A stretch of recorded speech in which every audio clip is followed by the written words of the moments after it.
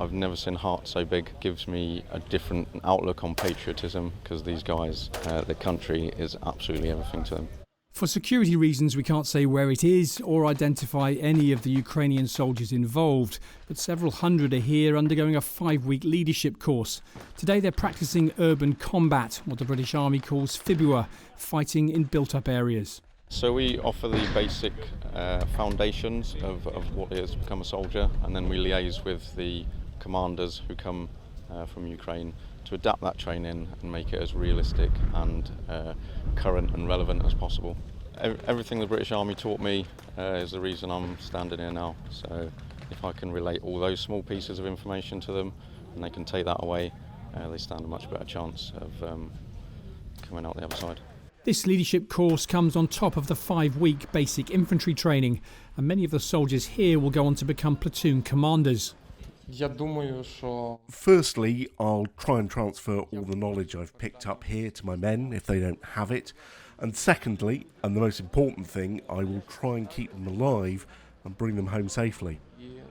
And how are you feeling about going forward to the front line and actually being in combat? Mostly I'm trying to kill my feelings. It's not about feelings, it's about logic and thinking. Feelings are disabled. One thing Ukraine has never done throughout this war is publish casualty figures for the number of men who've been killed and injured in battle, but it's known that number is significant, at least in the tens of thousands. Some of these soldiers have seen combat before, but many have not. But they do know that within weeks of leaving East Anglia, they could well be on the front line under Russian fire. 24-year-old Alexander is a former engineer. He's already seen combat in eastern Ukraine and is going back. I've seen countless, multiple atrocities, and there's a continuous feeling of danger when you see the drones overhead carrying explosives, plus the artillery fire. Also when you see your mate, and the next second he's gone. It's very unpleasant. A number of the instructors here are reservists, including 31-year-old Jess Saharchuk.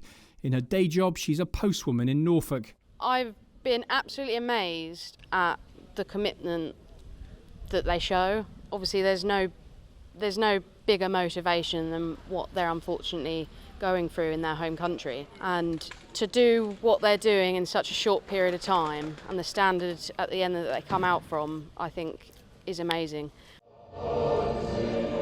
As the counter-offensive grinds on, many of these troops face a long winter in the trenches of eastern Ukraine, all of them motivated by patriotism and pride and a willingness to give their lives for the existence of their country. Simon Newton, Forces News, in the east of England. Thanks for watching. For more from Forces News, like and subscribe to our channel.